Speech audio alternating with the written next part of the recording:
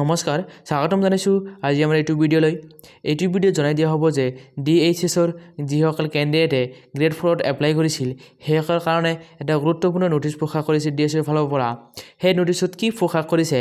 আৰু কেতিয়া আমাৰ এক্সামটো হ'ব আৰু এডমিট কাৰ্ডটো কেতিয়া মুকলি কৰিব সেই গোটেইখিনি তথ্য এই নোটিছত প্ৰকাশ কৰিছে আহক আমি নোটিছখন ভালদৰে চাই লওঁ এইখনে হৈছে সেই নোটিছখন ইয়াতে নোটিছটো প্ৰকাশ কৰিছে 12/1/2023 অথবা জানুৱাৰী মাহৰ 12 তাৰিখে এই নোটিছটো প্ৰকাশ কৰিছে ইয়াতে আপোনালোকে উল্লেখ কৰিছে দেখা পাইছে যে director of health service Assam director of health service family worker and director of AYUSH এইকেইটাৰ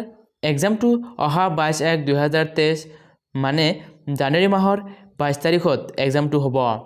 আৰু এক্সামৰ হোৱাৰ সময়টো আছিল আগতে আছিল ৰাতিপুৱা 11টাৰ পৰা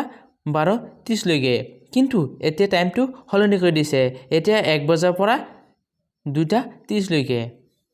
এতিয়া কথা হ'ল যে কিছুমানে কৈছে যে দাদা আগৰ এডমিটৰ পৰা হ'ব নেকি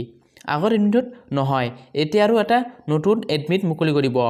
সেই এডমিটটো মুকলি কৰিব এটা চাব পাৰিছে আপোনালোকৰ এডমিটটো মুকলি কৰিব 16 জানুৱাৰীত আপোনালোকৰ এডমিটখন মুকলি কৰিব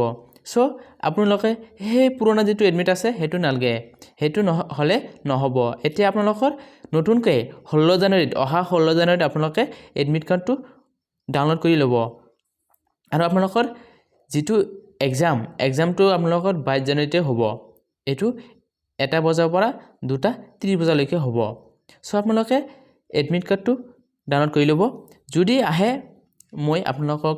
নেক্সট ভিডিঅ'ত এডমিট কাৰ্ডটো কেনেকৈ ডাউনলোড কৰে সেইখিনি কথাও আমি ভিডিঅ' বনাই জনাই দিম সো আজিলৈ ইমানেই পৰৱৰ্তী ভিডিঅ' চাবলৈ আমাৰ এই চেনেলটো সাবস্ক্ৰাইব কৰি ৰাখিব পাছত থকা বেল আইকনটো বজাই দিব ধন্যবাদ